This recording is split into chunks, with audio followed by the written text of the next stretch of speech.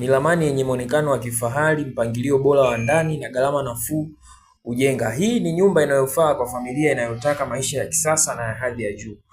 Tukija hapa kwenye modern exterior design, hapa kuna muonekano wa nje, ni muonekano wa kuvutia sana, roof ya staili ya kisasa inayofanya nyumba ionekane classy kwa mbali. Lakini pia kuna 2 bedrooms zenye comfort kubwa. Ina master bedroom kubwa pamoja na bedroom nyingine ya watoto au wageni. Pia kuna sitting room kubwa, sebule imepangwa kwa nafasi nzuri, inafaa sofa set kubwa, TV area na kupokea wageni kwa heshima. Pia hapa ina kitchen pamoja na store room. Jiko yenye nafasi nzuri pamoja na store room kwa kuhifadhi vifaa kwa usafi. Lakini pia hapa kuna vyoo viwili. Comfort kubwa kwa familia na wageni bila kusumbufu. Pia kuna pochi ya mbele, entrance nzuri yenye ngazi za kuvutia na muonekano wa kifahari. Pia inafaa kwa ploti nyingi. Ukubwa wake ni mita 9.3 na upana wake ni mita 8.8. Hii inatosha katika viwanja vingi mjini au kijijini.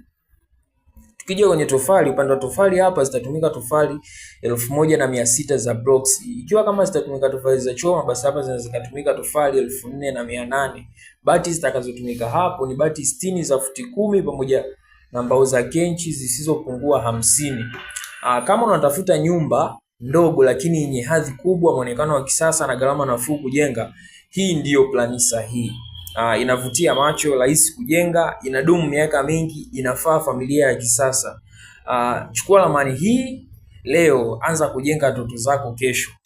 Kwa maelezo ambayo nimeelezea, kama unavyoweza kuona, ramani yetu sio kubwa bali na urefu mita 9.3 na upana wake ni mita 8.8. Ina sitting area, ina jiko pamoja na store, bila kusahau kuna passage ambayo inaruhusu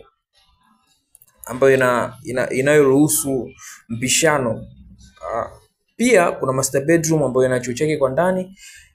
Kuna bedroom hii hapa ambayo inaweza kutumika na wageni au watoto.